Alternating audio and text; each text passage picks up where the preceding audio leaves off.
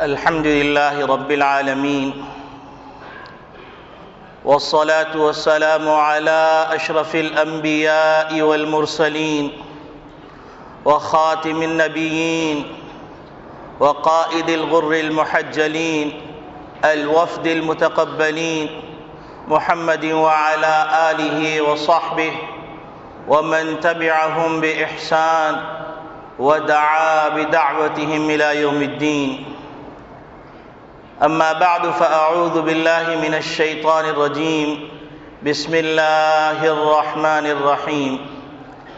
قال الله تبارك وتعالى: واعتصموا بحبل الله جميعا ولا تفرقوا واذكروا نعمة الله عليكم إذ كنتم أعداء فألف بين قلوبكم فأصبحتم بنعمته إخوانا وكنتم على شفا حفرة من النار فأنقذكم منها.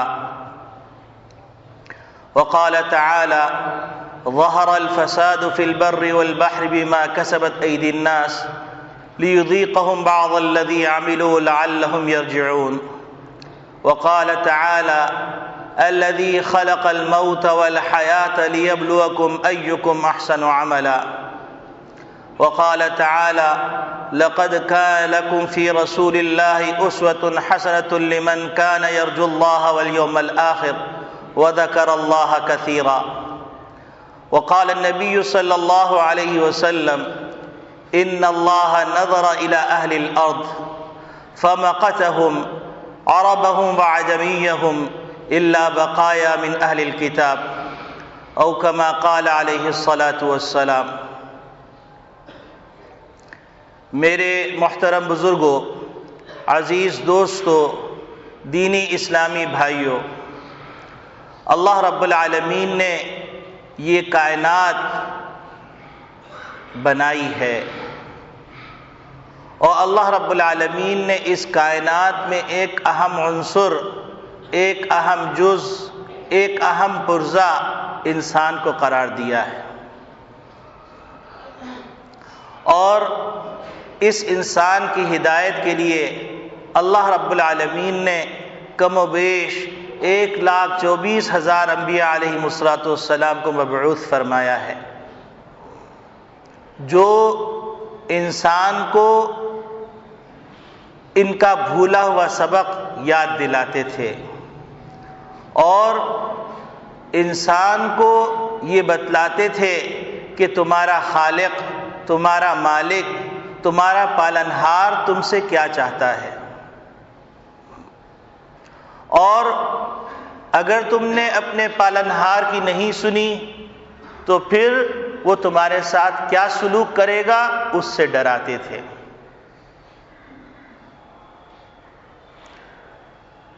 نبی اکرم صلی اللہ علیہ وسلم تک یہ سلسلہ جاری رہا۔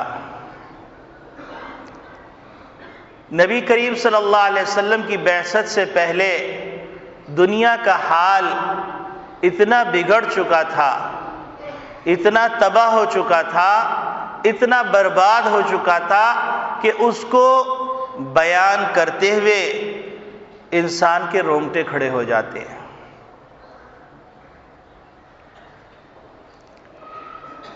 کہ ایک اللہ کا بندہ اگر اس کے اندر ایمانی حرارت باقی ہے تو وہ اپنی عافیت اس کے اندر سمجھتا تھا کہ اس بستی سے جس بستی میں رہ رہا ہے، یا اس بر اعظم سے جس بر اعظم میں رہ رہا ہے، وہاں سے نکل کر کسی غار کے اندر جا کر اپنے ایمان کو بچا لے۔ ظالم مظلوم پر ظلم کرتا اور اس پر فخر کرتا، اور مظلوم اس ظلم کو سہنا حالات کی ستم ظریفی کے نتیجے میں، ذہنی پستی کے نتیجے میں اس ظلم کو سہنا اپنے آداب میں سمجھتا، اپنی ذمہ داری میں سمجھتا۔ انسان کہیں نظر نہیں آ رہا تھا، جیسے مولانا روم رحمۃ اللہ علیہ نے اپنے زمانے میں ایک مثال سے سمجھایا، وہ مثال ان کے زمانے میں تھی تو سو تھی، لیکن نبی کریم صلی اللہ علیہ وسلم کی بعثت سے پہلے تو اس سے زیادہ بدتر صورتحال تھی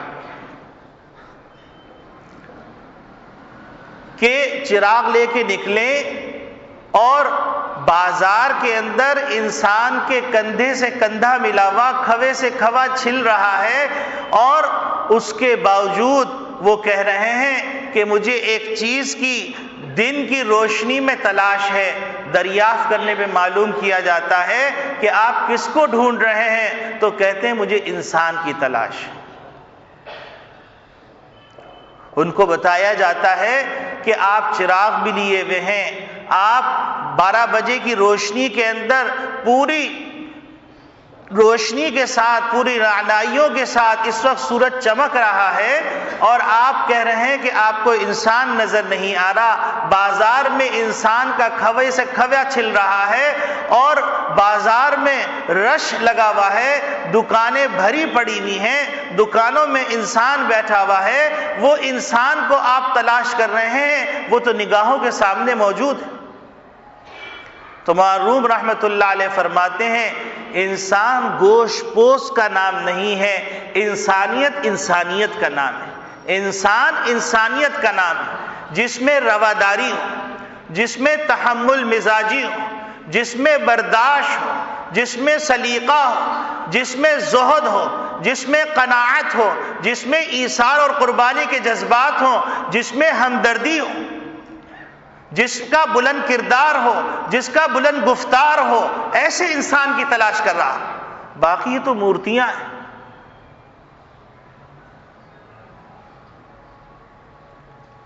تو نبی کریم صلی اللہ علیہ وسلم کی بعثت سے پہلے ایسے ہی حال تھا، انسان انسان کا دشمن ہوا ہوا تھا۔ انسان کو یہ تو گوارا تھا کہ اگر اس کی چھوٹی سی جو کوٹھری ہے اس کو ذرا سا نقصان پہنچ جائے تو وہ انسان برداشت نہیں کرتا تھا، خون کرنے میں دیر نہیں کرتا تھا۔ ایک آنے کا نقصان اس کو گوارا نہیں تھا، لیکن نسلوں کی نسلوں کو ختم کر دینا اس کو گوارا تھا۔ اس وقت کے زمانے میں بادشاہوں کا حال یہ تھا کہ وہ عیش و عشرت میں پڑے ہوئے تھے، شراب نوشی میں اور عیاشی بدماشی کے اندر پڑے ہوئے تھے، اور اس زمانے کے وزراء دولت کو لوٹنے میں لگے ہوئے تھے، اور اس زمانے کی عسکری طاقتیں وہ اس بات میں لگی ہوئی تھی کس طریقے سے علاقوں کے علاقوں کو پامال کر دیا جائے، علاقوں کے علاقوں کو کیسے صفِ ہستی سے مٹا دیا جائے، اس میں لگی ہوئی تھی۔ اور دوسری طرف شعراء کا کام یہ تھا، ادبا کا کام یہ تھا کہ بادشاہوں کے قصیدے پڑھ پڑھ کے سنائیں۔ تیسری طرف اس زمانے کے راہبوں اور قسیسین کا حال یہ تھا کہ وہ علماء کا جو کردار ہے، جو بلند گفتار ہے، وہ پیش کرنے کے بجائے اپنے وقت کے نبی کی تعلیمات کو عام کرنے کے بجائے وہ خوشامدی ٹولے کے حصے بنے ہوئے تھے۔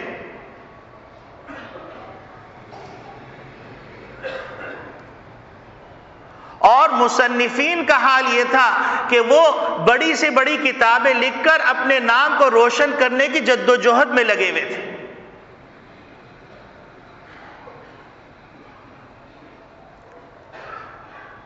اور کہیں پر انسانیت نظر نہیں آ رہی تھی، کہیں پر انسان جس کے اندر انسانی کردار ہو، جس کے سر کے اوپر وَلَقَدْ كَرَّمْنَا بنی آدم کا تاج رکھا گیا ہو، جس کے بارے میں یہ کہا گیا ہو کہ انی جاعل فی الارض خلیفہ، جس کے بارے میں کہا گیا ہو لقد خلقنا الانسان فی احسن تقویم، وہ انسان نظر نہیں آ رہا۔ ہر شخص مفادات کا بندہ بنا ہوا، ہر شخص خوشامدی بنا ہوا، ہر شخص خود غرض بنا ہوا، ہر شخص درندہ بنا ہوا، حتیٰ کہ ایک مورخ نے لکھا لگتا یہ تھا کہ جیسے کہ ابلیس نے پینشن لے لی ہے اور ان انسانوں کو اپنی ذمہ داری تفویض کر دی، کہ ابلیس ہی چکر کے اندر انسان ابلیس کے کان کتر رہا تھا. ایسی صورتحال تھی نبی کریم صلی اللہ علیہ وسلم کی بعثت کے وقت. اس کے ساتھ ساتھ تمدن، ثقافت، تکلفات، ادب، علوم و فنون، سپاہگیری ایسا نہیں تھی. ایک طرف رومن امپائر تھا، دوسری طرف پرشین امپائر تھا، تیسری طرف ہندوستان تھا. یہ بڑے بڑے علم کے گہوارے تھے. یہاں پر بڑے بڑے کتب خانے بھی وجود میں آئے ہوئے تھے. یہاں بڑی علمی دنیا بھی کام کر رہی تھی. یہاں ریاضی دان بھی موجود تھے، یہاں قلمکار بھی موجود تھے، یہاں فلسفی بھی موجود تھے. یونانی فلسفے کو اپنے عروج تک پہنچانے والے لوگ بھی موجود تھے. یہاں ثقافت اور تمدن کے نام پر تکلفات کی انتہا ہوئی تھی. ایک طرف رومن امپائر نے ایسے قانوندان، ایسے جرنلز پیدا کیے تھے جو تاریخ میں کم لوگوں نے پیدا کیے. دوسری طرف فارس کی شعر و شاعری، ادب و بلاغت کی انتہا ہو چکی تھی. تیسری طرف ہندوستان کے اندر ریاضی دانی کے ایسے بڑے بڑے اسکالرز پیدا ہو گئے تھے، ریاضی دان پیدا ہو چکے تھے کہ دنیا انگوش بدنداں تھی. ایسا نہیں تھا کہ دنیا بالکل اجڑ و گوار لوگ ہوں گے. انتہائی ماڈرن کلچر موجود تھا، انتہائی ماڈرن ثقافت موجود تھی، انتہائی تکلفات کے کھانے اور تکلفات کے لباس موجود تھے، تکلفات کے ادب و آداب موجود تھے نبی کریم صلی اللہ علیہ وسلم کی بعثت سے پہلے. اور چوتھی طرف عرب دنیا تھی، جہاں پر انتہائی سیدھے سادے لوگ، جن کو بعض نے اجڑ اور گنوار کہا، ایسے لوگ موجود تھے جن کی زندگی ایک وقت کھانا ملا تو دوسرے وقت کھانے کی فکر نہیں. زیادہ گزر مویشیوں کے چرانے پر اور ان کا خیال کرنے پر تھا. اونٹ کے بالوں سے، اونٹ کی کھال سے وہ اپنا گرم لباس بناتے تھے، اپنی پوشاک بناتے تھے. اور یمن اور شام سے آنے والے تجارتی قافلوں کو لوٹ لیتے، کچھ دن عیاشی کرتے، پیسہ ختم ہو جاتا، پھر کسی قافلے کو لوٹ لیتے. اور ایسے جہالت کی انتہا میں تھے جس کو قرآن کریم نے خود کہا کہ هو الذی بعث فی الامیین، کہ نبی کریم صلی اللہ علیہ وسلم کو مبعوث کیا ان پڑھوں کے اندر. ایسی عجیب غریب صورتحال کہ انسان حیران تھا کہ مجھے پیدا کیوں کیا گیا. انسان اپنے مقصد سے غافل ہو چکا تھا. اور عرب کی زمین پر حال یہ تھا کہ جھنڈے لگے ہوتے تھے کہ یہ گناہ کا اڈا ہے، یہاں تشریف لائیے، آپ کو آپ کے مزاج کے مطابق ویلکم کیا جائے گا، آپ کی جنسی خواہشات کی تسکین کا انتظام ہے. یہاں پر بچیوں کو زندہ درگور کر دیا جاتا تھا. شراب ان کی گٹی میں پڑی ہوئی تھی. پرانی عرب تاریخ، عربی لغت کے اندر تاجر کا لفظ صرف اور صرف شراب کی تجارت کرنے کے لیے استعمال ہوتا تھا. تاجر اسی کو کہا جاتا تھا جو شراب کی تجارت کرتا. اور شراب کا عالم یہ تھا کہ 20 نام شراب کے رکھے گئے تھے کہ صبح کی شراب صبوح اور غبوق اور مختلف قسموں کے نام رکھے گئے تھے. اگر پانی ملی ہوئی شراب ہو تو اس کا نام یہ ہے، شہد ملی ہوئی شراب ہو تو اس کا نام یہ ہے. یہ ان کے عام رواج تھا. جیسا کہ خانہ بدوش ہوتے ہیں ایسے خانہ بدوش کی زندگی گزار رہے تھے، لیکن ان میں چند صفات تھیں. وہ اگر کسی موقف کو پیش کرتے تو اس موقف پہ ڈٹ جاتے تھے. ان میں صفات تھی شجاعت کی، ان کے اندر صفات تھی کہ وہ اگر کسی کا ساتھ دیتے تو پھر کسی کی پرواہ نہیں کرتے تھے۔ ایسے حالات کے اندر آپ اندازہ کیجئے کہ دنیا کا کیا عالم ہوگا۔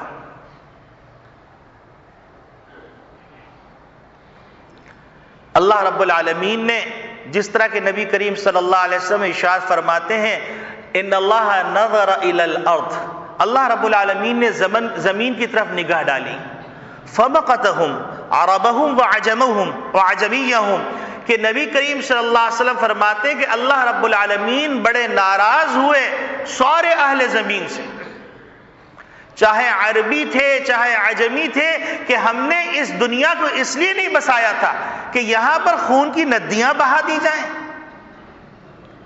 ہم نے زمین کو اس لیے نہیں بہایا تھا کہ یہاں پر عصمت دری کی جائے، ہم نے زمین کو اس لیے نہیں بہایا تھا کہ یہاں پر عصمت فروشی عفت فروشی کی جائے، ہم نے زمین کو اس لیے نہیں بچایا تھا کہ یہاں پر شراب کا عام چلن ہو، ہم نے زمین کو اس لیے نہیں بنایا تھا کہ لوگ بتوں کی عبادت کریں، 56 کروڑ بتوں کی عبادت ہو رہی تھی۔ اللہ رب العالمین کو یہ بات بڑی ناگوار گزری، اور اللہ رب العالمین نے ارادہ فرمایا هو الذي بعث في الأميين رسولا منهم يتلو عليهم آياته ويزكيهم ويعلمهم الكتاب والحكمة وإن كانوا من قبل في ضلال مبين، ایک نبی کے مبعوث کرنے کے ارادہ کی۔ قرآن نے اس وقت کے حالات کا جو نقشہ کھینچا ہے، قرآن سے زیادہ اس کا اچھا نقشہ کوئی نہیں کھینچ سکتا۔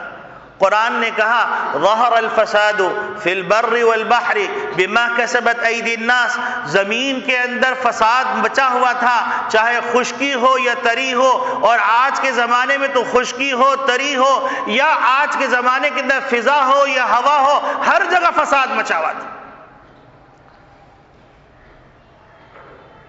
قرآن نے نقشہ کھینچا وَكُنْتُمْ عَلَى شَفَا حُفْرَةٍ مِّنَ النَّارِ فَأَنْقَذَكُم مِّنْهَا، تم تو جہنم کی دہلیز پہ اوپر پہنچ گئے تھے، جہنم کے کنارے پہ کھڑے ہوئے تھے، آگ کے شرارے بلند ہو رہے تھے، اس شراروں کی لپیٹ میں کسی وقت بھی تم آنے والے تھے۔ فَأَنْقَذَكُم مِّنْهَا، اس انسانیت کو اللہ رب العالمین نبی مبعوث کے ذریعے سے، نبی عربی کے ذریعے سے، نبی امی کے ذریعے سے اس انسانیت کو دوبارہ سے عروج کی طرف کھینچا۔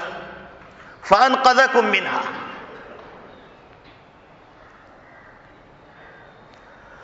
ایک اللہ والا کہتا ہے کہ اس وقت کا حال ایسا تھا جیسا کہ ایک کشتی ہو، اس کشتی میں مسافر سوار ہو اور کشتی تیزی کی طرف مشرق کی طرف جا رہی ہو اور طوفان بھی مشرق کی طرف سے آ رہا ہو، اور کشتی کے اندر جو لوگ بیٹھے ہوئے ہوں ان لوگوں کا حال ایسا ہو کہ معمولی باتوں پر آستین چڑھا کر لڑنے کے اوپر آمادہ ہو جاتے ہو، ایک دوسرے کو قتل کر کے سمندر میں پھینک دیتے ہو، ان میں چند لوگ ہوں اور وہ چند لوگ اس منظر سے دل برداشتہ ہو رہے ہوں اور اس کا حل نہ سوچیں، اس کے لیے بے چین نہ ہو، ان کے لیے نیندیں حرام نہ ہو، اس کے لیے بے قرار نہ ہو، اس کے لیے کوئی تدبیر کرنے پہ آمادہ نہ ہو، بلکہ اپنی آنکھوں پہ ہاتھ رکھ کر اپنا منہ مشرق سے پھیر کر مغرب کی طرف کر لیں، تو بتلائیے کیا وہ کشتی اس طوفان کے اندر جانے سے بچ سکے گی؟ کیا اس کشتی کو کوئی تباہی سے بچا سکے گا؟ اس کشتی میں رہنے والا کوئی فرد بچ سکے گا؟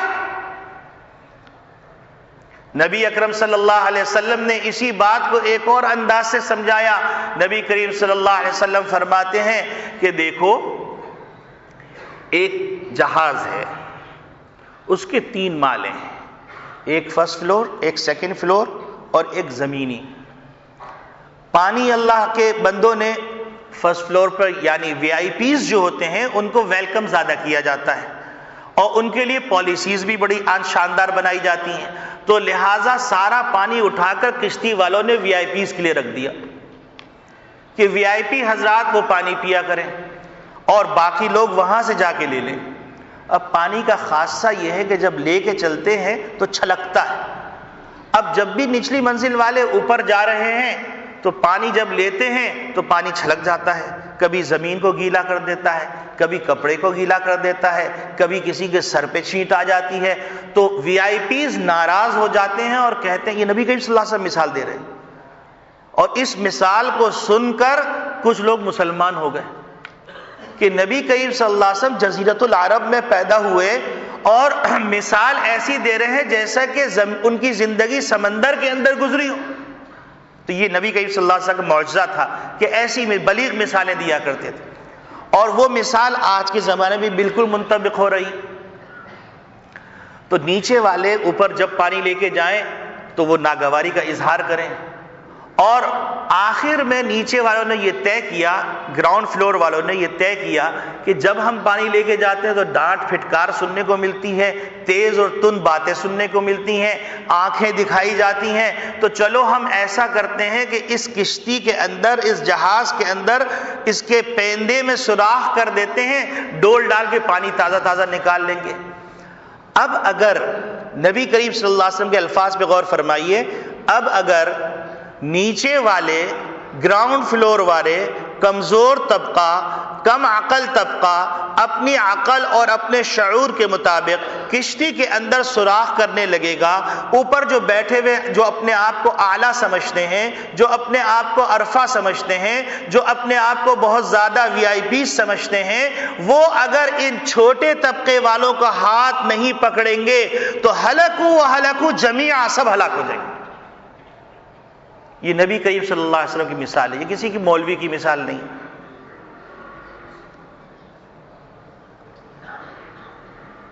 ایسے حالات کے اندر نبی اکرم صلی اللہ علیہ وسلم کو مبعوث کیا گیا.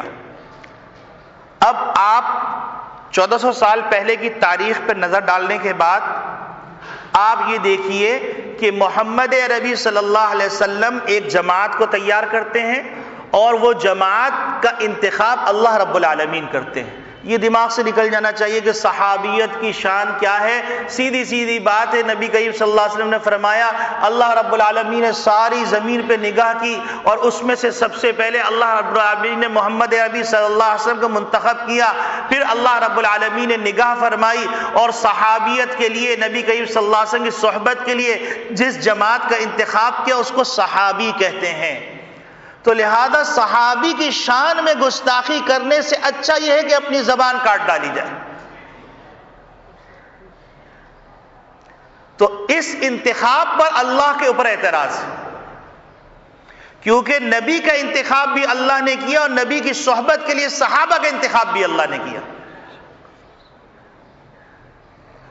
اب آپ دیکھیے، یہ جماعت تیار ہوتی ہے، اس جماعت کو حکم دیا جاتا ہے کہ اب تم مکہ مکرمہ سے کوچ کرو اور مدینہ طیبہ جاؤ.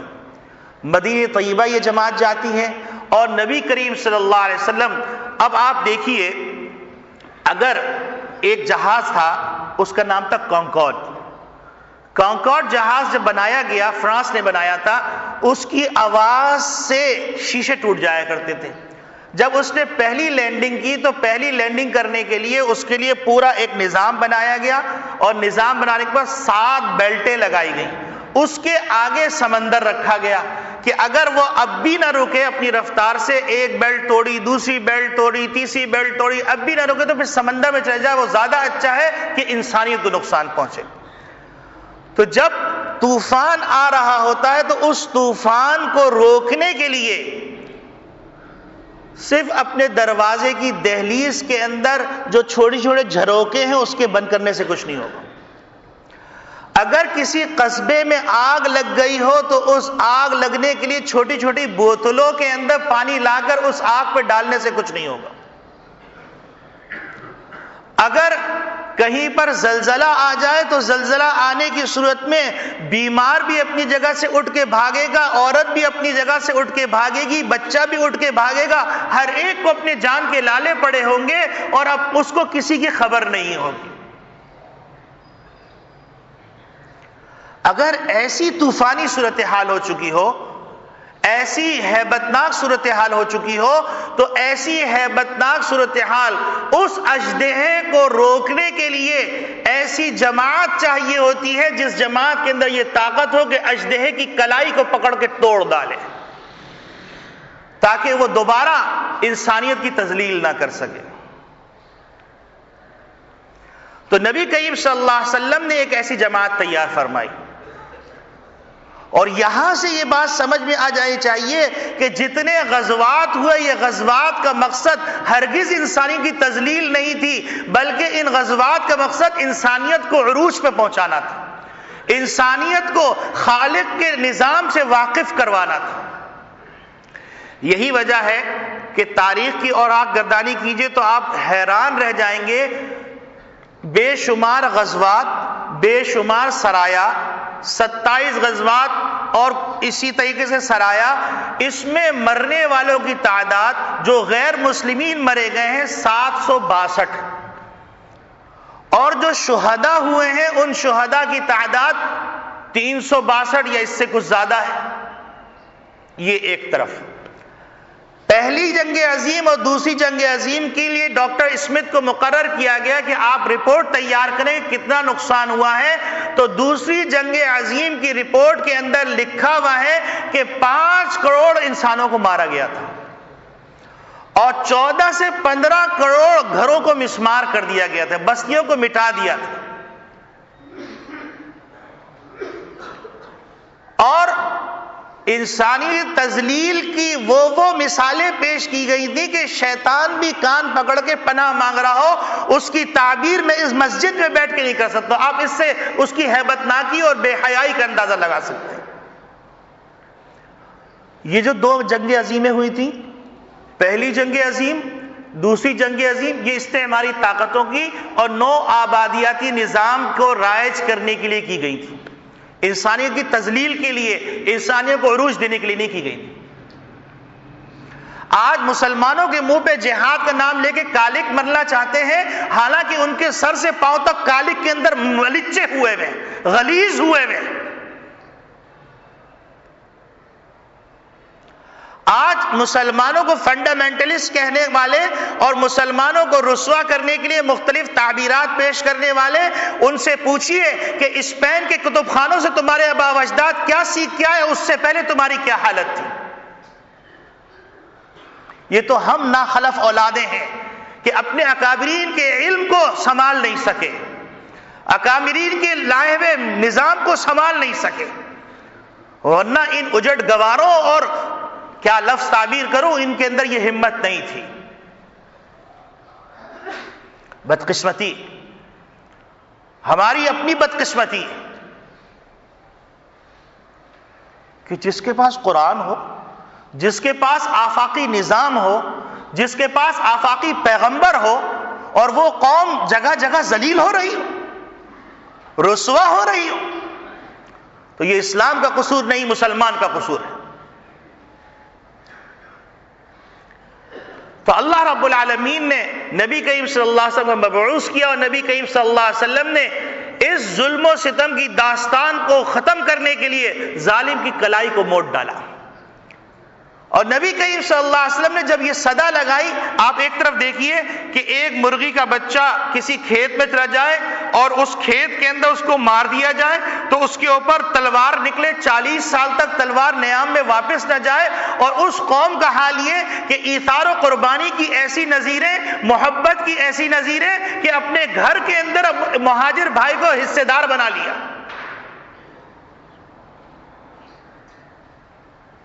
اور ایک موقع آتا ہے کہ سری، گائے کی سری کے بقدر سونے کا ڈلا ملتا ہے، تو ایک صاحب اپنے دامن میں چھپا کے لے کے آتے ہیں، امیر المومنین کے سامنے ڈال دیتے ہیں اور کہتے ہیں یہ مال غنیمت کا مال ملا ہے۔ پوچھتے ہیں تم کون ہو، کہاں سے ملا؟ کہیں گے میں جس کے لیے کر رہا ہوں وہ مجھے جانتا ہے، اور کہاں سے ملا وہ بھی جانتا ہے، نام نہیں چاہیے۔ اتنا بڑا انقلاب 23 سال کے عرصے کے اندر۔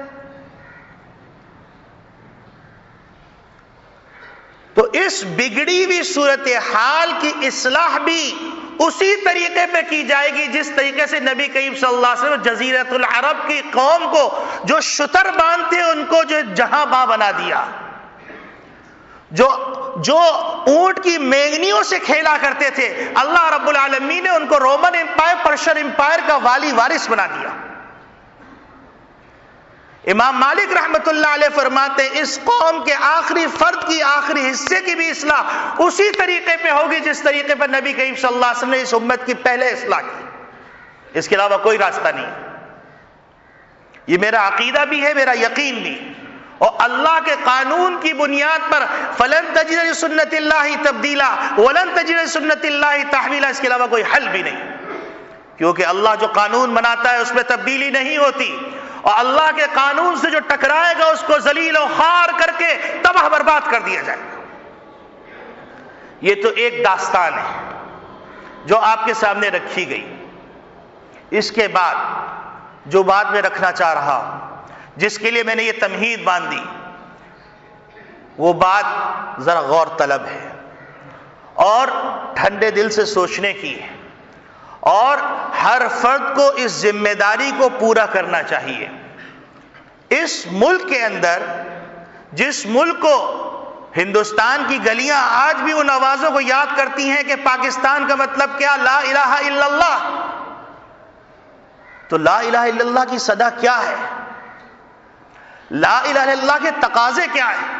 علامہ اقبال سے پوچھئے رحمت اللہ علیہ، کہتے ہیں چومی گویم مسلمانم می لرزم، کہ جب میں کہتا ہوں کہ مسلمانوں تو لرزنے لگتا ہوں، کہ دانم مشکلات لا الہ را، میں جانتا ہوں کہ لا الہ الا اللہ کے تقاضے بڑا زبردست، رسم و رواج کے بندھنوں کو توڑنا پڑے گا، غلط معبودان باطلہ کو سجدہ کرنا بند کرنا پڑے گا، اپنے دل میں جو معبودات بسائے ہوئے ہیں ان معبودات کو پامال کرنا پڑے گا،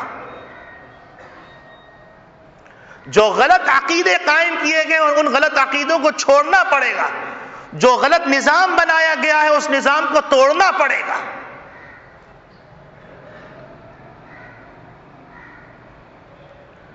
تو اس ملک کا مقصد جو بچپن سے سنتے ہوئے آئے اور جو تاریخ میں لکھا ہوا ہے وہ یہی ہے کہ اس ملک کا اصول کلمہ لا الہ الا اللہ محمد رسول اللہ ہے۔ اور آپ دیکھ لیجئے یہ مسجد ہے، یہ مسجد ستونوں پہ کھڑی ہوئی ہے، اگر اس کے ستون ہٹا دیجئے کیا چھت باقی رہے گی؟ کیا زمین باقی رہے گی؟ تو اس ملک کے بنیادی ستون کلمہ لا الہ الا اللہ محمد رسول اللہ ہے، اور اس ملک کی بقا بھی کلمہ لا الہ الا اللہ پر ہے، اس ملک کا امن بھی کلمہ لا الہ الا اللہ پر ہے، اس ملک کی عزت بھی کلمہ لا الہ الا اللہ کے صدقے میں ہے۔ ایک بات تو یہ ذہن میں رکھیے۔ دوسری بات، اس ملک کو درپیش خطرات کیا ہیں، اور ایسے شخص سے اعتراض یا ایسے شخص سے تنقید جو محض علم دین کا طالب علم ہو، اس کو سیاست پہ محمول نہیں کرنا چاہیے، اس کو نہایت اخلاص کی بنیاد پر سننا چاہیے، سمجھنا چاہیے، اور جہاں تک ممکن ہو اس کی تدبیر کرنی چاہیے۔ اس کے لیے ذرائع ابلاغ کو استعمال کرنا پڑے، اس کے لیے جو وسائل ممکن ہو سکے وہ استعمال کرنا پڑے، تو اللہ رب العالمین کی ذات سے امید ہے کہ اللہ رب العالمین اس مصیبت سے ہم کو نجات عطا فرما دیں گے۔ اس بات سے پہلے ایک بات عرض کر دوں، اور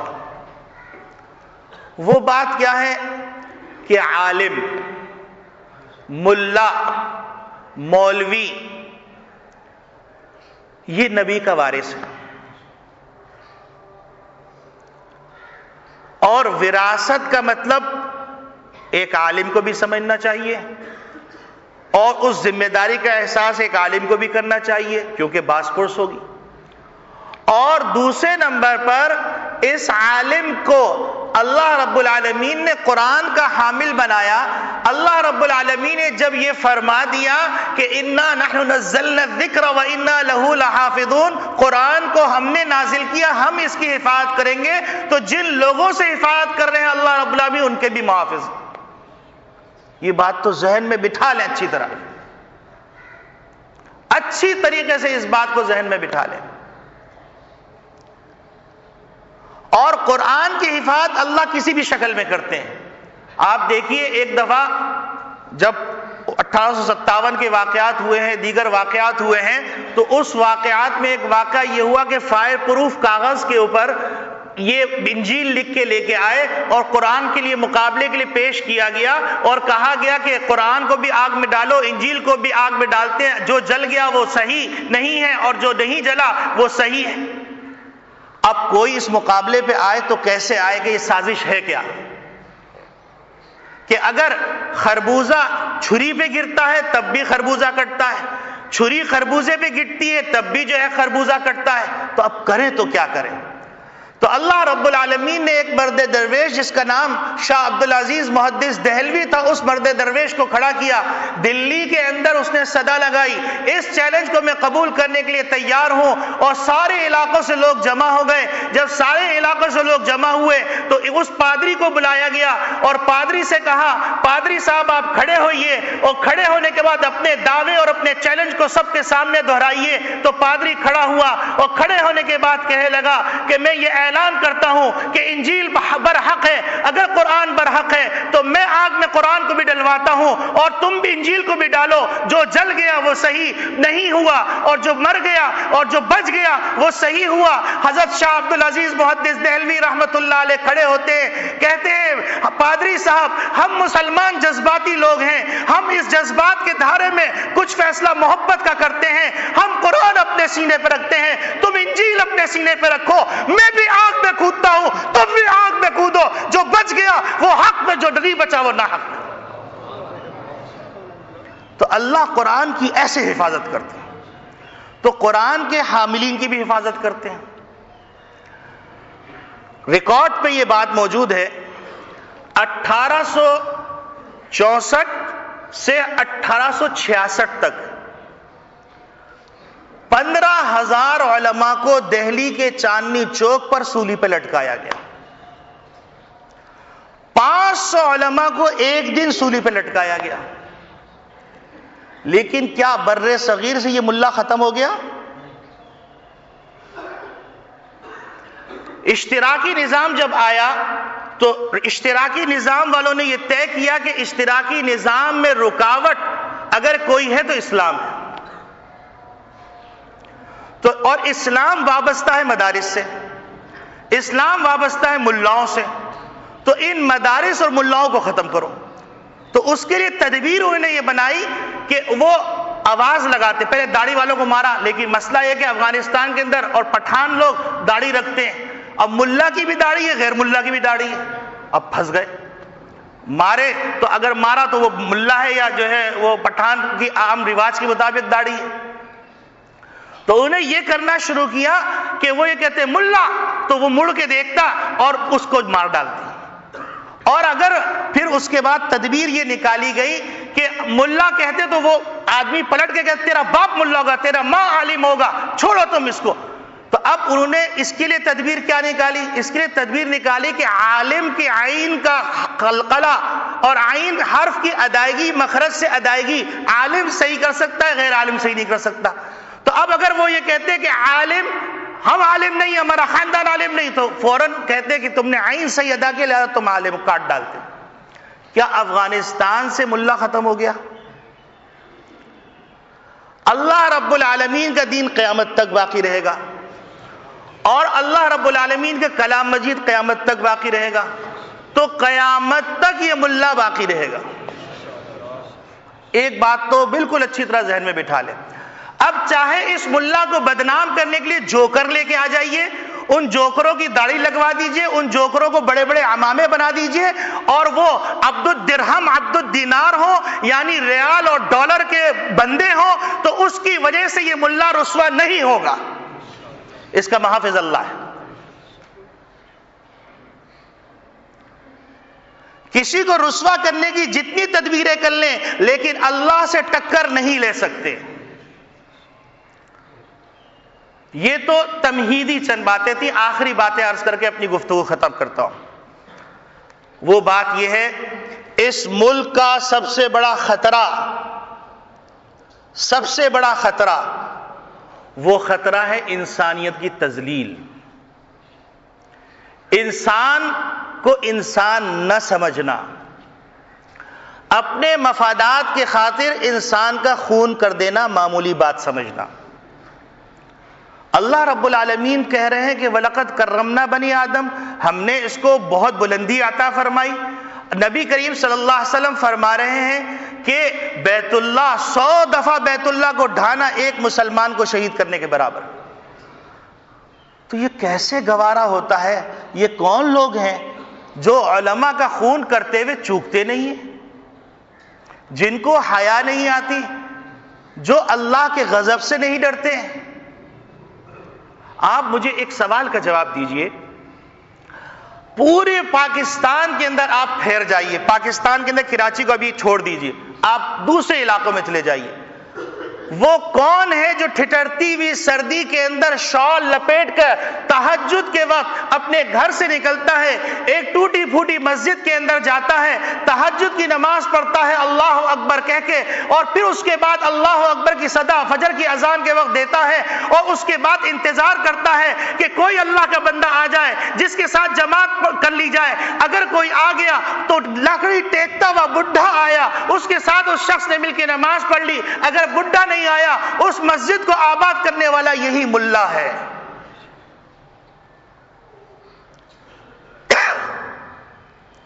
آپ مجھے بتلائیے کہ آج 4 لاکھ تنخواہ والے احتجاج کرتے کہ میرا گزارا نہیں ہوتا، گاؤں گوٹ کے اندر ایک ملا 2000 3000 کی تنخواہ میں سارے محلے کے بچوں کو بیٹھ کے پڑھاتا ہے، الف با تا جو پڑھاتا ہے اعوذ باللہ من الشیطان الرجیم، جو پڑھاتا ہے بسم اللہ الرحمن الرحیم، اس ملا کی کوئی قیمت نہیں ہے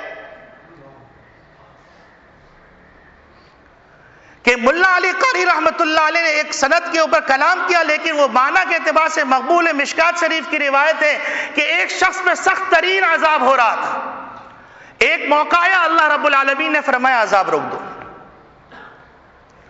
فرشتوں نے پوچھا اللہ آپ تو قادر مطلق ہیں لیکن ذرا بتا دیجئے۔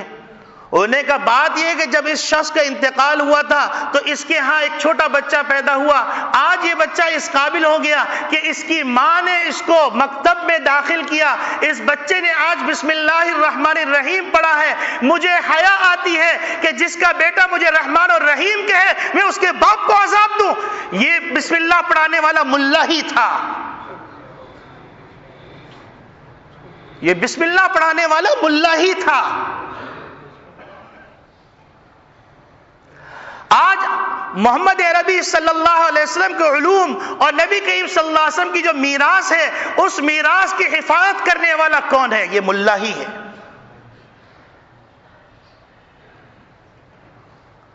تو میرے عزیز دوستو بھائیو، اس ملک کا سنگین خطرہ جو انسان کو اندھا کر دے گا، جو انسان کو پاگل کر دے گا، جو انسان کو باولا کر دے گا، جو انسان کو اس مقام پہ پہنچا سکتا ہے کہ جس مقام پہ وہ دیکھنے اور سمجھنے سے قاصر ہو جائے اور وہ صرف اور صرف جذبات کے دائرے میں بہنے لگے، وہ سنگین خطرہ انسانیت کی تذلیل ہے۔ اور جیسے میں نے تاریخ سے آپ کو ثابت کر کے بتایا، اس انسانیت کو معراج دینے والے نبی کریم صلی اللہ علیہ وسلم ان کا طریقہ ہے، اس کے علاوہ کوئی طریقہ نہیں۔ اس وقت کے حالات میں جب نبی کریم صلی اللہ علیہ وسلم پوری دنیا کا نقشہ بدل دیا، تو کیا آج جبکہ پہلی مردم شماری ہوئی تو 500، دوسری مردم شماری میں 700، تیسری مردم شماری میں 1500، تو صحابہ کہہ رہے ہیں ہم اتنے سارے ہو گئے، اور قرآن ان کو کہہ رہا ہے تم پوری دنیا میں خیر امت ہو، امت قرار دے رہے ہیں۔ تو کیا 1.5 ارب مسلمان اللہ اللہ کرنے والے لوگ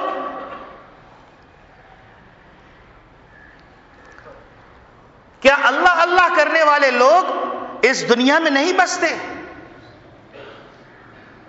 تو میرے عزیز دوستو بھائیو، جن لوگوں کے کان بند ہو گئے ہیں، سمم بکمن عمیٌ فہم کی مہر لگ گئی ہے، یا وہ صرف اپنے آنکھ میں لگائے ہوا اپنے چشمے سے ہی دیکھنا چاہتے ہیں، اپنے آلے سے سننا ہی چاہتے ہیں، ان کی خدمت میں قرآن کا واسطہ دے کے کہتا ہوں، اگر تمہیں اپنی اولاد سے ہمدردی ہے، اگر تمہیں اپنے ماں باپ سے ہمدردی ہے، اگر تم سے قرآن سے ہمدردی ہے، اگر تمہیں اللہ سے ہمدردی ہے، اگر تمہیں اس دھرتی سے ہمدردی ہے، اگر تمہیں اسلامی نظام سے ہمدردی ہے، تو اس کا ایک واحد حل ہے، انسانیت کو انسانیت کا مقام دے دو، اور مقام دلوانے کے لیے جو حدود و قصاص کے آرڈیننس ہے اس کو جاری کر دو،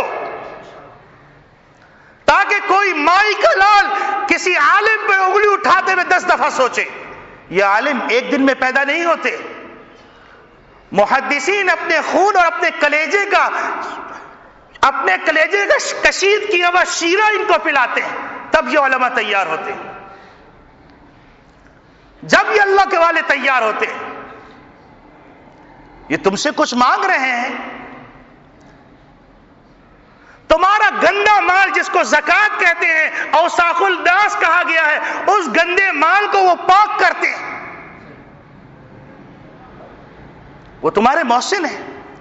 جو قوم اپنے محسن کی حفاظت نہ کر سکے، اس کو اگر سمجھنا ہے، آئیے میں آپ کو لے چلتا ہوں اسپین میں جائیے کہ کہاں کتب خانوں کی بھرمار، کہاں علم و ادب کی کتابیں، کہاں بڑے بڑے مدارس، وہاں علماء کی بے عزتی کی گئی، چچا بھتیجے کی لڑائی، اور اس کے اندر پورا اسپین گیا۔ پہلے علماء کو ختم کیا گیا، آج اسپین میں مساجد، بڑی بڑی مساجدیں میوزیم بنی ہوئی۔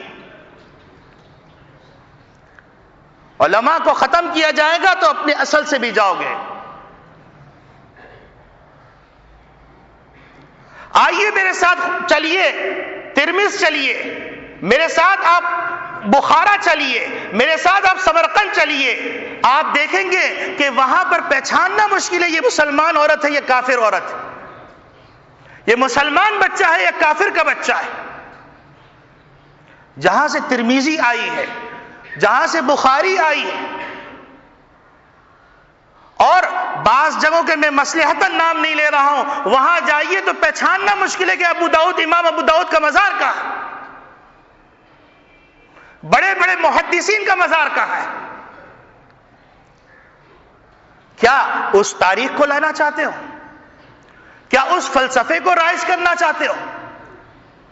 یاد رکھو، جو عمارت اپنی بنیادوں پہ قائم نہیں رہتی، وہ عمارت باقی نہیں رہتی، اس وقت سے ڈریے۔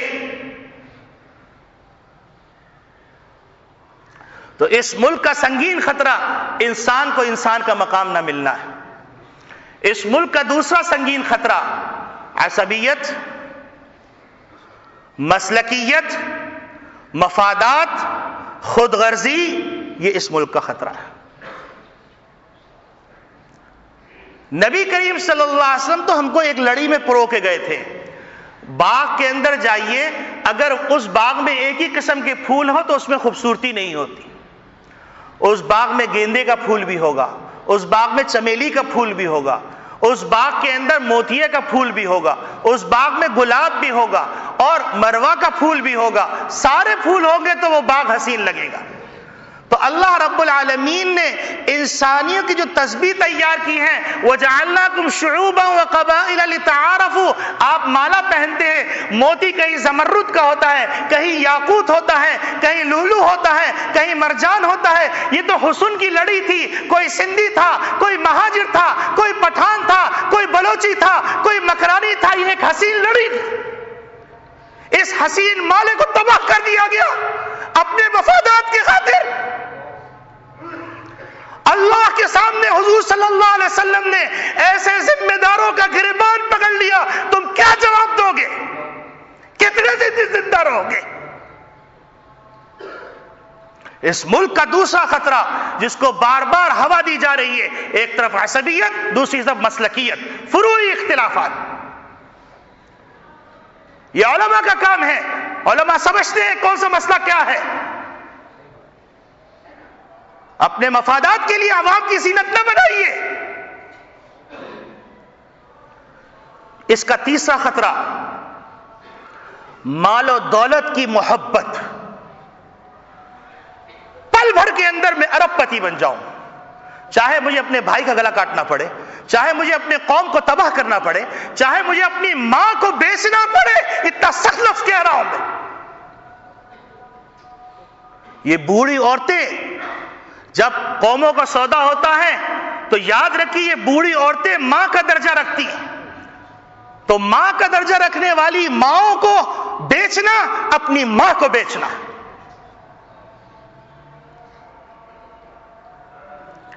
اور آخری بات، چوتھا خطرہ، ریکارڈ پہ یہ بات موجود ہے، پوری ذمہ داری کے ساتھ کہہ رہا ہوں، جب استعماری طاقتیں، نو آبادیاتی نظام وجود میں آیا، پہلی جنگ عظیم ہوئی، دوسری جنگ عظیم ہوئی، اور یورپ اور دیگر ممالک میں بڑی تباہی مچی، اس وقت یہ بیٹھ کے طے کیا گیا کہ آئندہ ہم کو جب بھی جنگ لڑنی ہے، ہم ایشیا میں لڑیں گے یا افریقہ میں لڑیں گے۔ کہیں ایسا تو نہیں شعوری لاشعوری طور پر ہم کسی کے لیے میدان ہموار کر رہے ہیں؟ اپنے ذرائع سے اس کی تحقیق کیجیے. اور یہ ریکارڈ پہ، یورپ کے مورخین کے ریکارڈ پہ موجود ہے یہ کہ اگلی جگہ اپنے بازاروں کو حاصل کرنے کے لیے، اپنے مارکیٹ کو حاصل کرنے کے لیے، اپنے رصدگاہوں کو حاصل کرنے کے لیے، اپنے گزرگاہوں کو محفوظ بنانے کے لیے آئندہ جب بھی استعماری طاقتوں کو جنگ کرنی ہے، انہیں دوسری جنگ عظیم کے بعد یہ طے کر لیا تھا کہ ہم ایشیا کو اور افریقہ کو میدان جنگ بنائیں گے.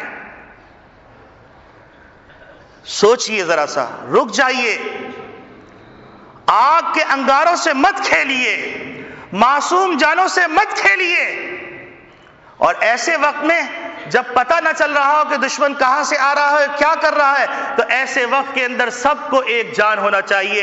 وَاعْتَصِمُوا بِحَبْلِ اللَّهِ جَمِيعًا. نبی کریم صلی اللہ علیہ وسلم فارمولہ دے کے گئے ہیں کہ اگر تمہیں اتحاد کرنا ہے تو دو نقطوں پہ اتحاد کر دو. حجۃ الوداع کے موقع پہ فرما رہے ہیں ان ربکم واحد وان اباکم واحد. تمہارے پروردگار بھی ایک ہے، چاہے عیسائی ہو، یہودی ہو، مجوسی ہو، کوئی بھی ہو، سب کا پروردگار اللہ ہے. وان اباکم واحد، تمہارے بابا جان آدم علیہ السلام ایک ہے. اس بنیاد پر اتفاق کر کے ہر اس دریچے کو ڈھونڈو جہاں سے تمہارے نقصان پہنچنے کے لیے تباہی کا سامان آ رہا ہے. اپنے گھر کو، اپنے نشیمن کو اپنے ہاتھ سے مت اجاڑو، کسی کے آلے کار مت بنو، اور کوئی بھی فرد اپنے ملک اور قوم و ملت کا سودا نہ کرے، اللہ کو جواب دینا پڑے گا. یہ چند باتیں انتہائی تکلیف کے ساتھ، کیونکہ آگ جب لگتی ہے تو آگ پوچھ کے نہیں لگتی کہ تیرے گھر کو چھوڑوں گا، میرے گھر کو چھوڑوں گا. آگ اندھی ہوتی ہے. اگر عموم بلوہ کی صورت اختیار کر گئی تو کچھ نہیں بچے گا. اللہ کو مانو، اللہ کو مانو، اللہ کی مانو. کیا دہلی کے اجڑنے کی تاریخیں یاد نہیں؟ کیا بغداد کے اجڑنے کی تاریخیں یاد نہیں؟ تخریب آسان ہے، تعمیر مشکل ہے. 21 لاکھ کی آبادی میں سے 18 لاکھ کی آبادی کو کاٹ ڈالا تھا تاتاریوں نے. کیوں نہیں سیکھتے؟ کیوں قرآن کا مطالعہ نہیں کرتے؟ کیوں اپنی تاریخ کو نہیں دیتے؟ علامہ ابن خلدون رحمت اللہ علیہ فرماتے ہیں، یہ تاریخ کا امام بھی ہے، موجد بھی ہے. کہتے ہیں کہ آنے والا زمانہ اپنے ماضی سے بہت مشابہ ہوتا ہے. الآتی اشبہ بالماضی من الماء بالماء. جتنا ایک پانی دوسرے پانی سے مشابہ ہوتا ہے، اس سے زیادہ زمانہ مشابہ ہوتا ہے.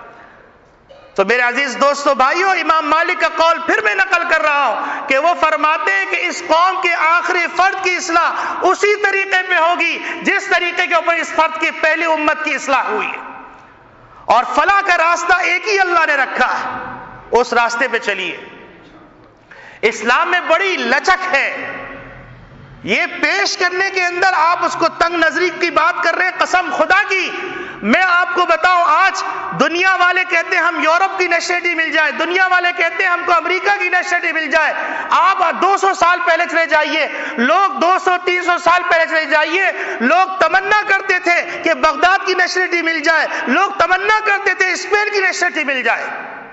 یہ تاریخ کو ریورس گھیر لگایا گیا، تاریخ کا چہرہ مسخ کیا گیا. خدا کے واسطے اپنوں اور پرائے کو سمجھیے. وآخر دعوانا الحمدللہ رب العالمین.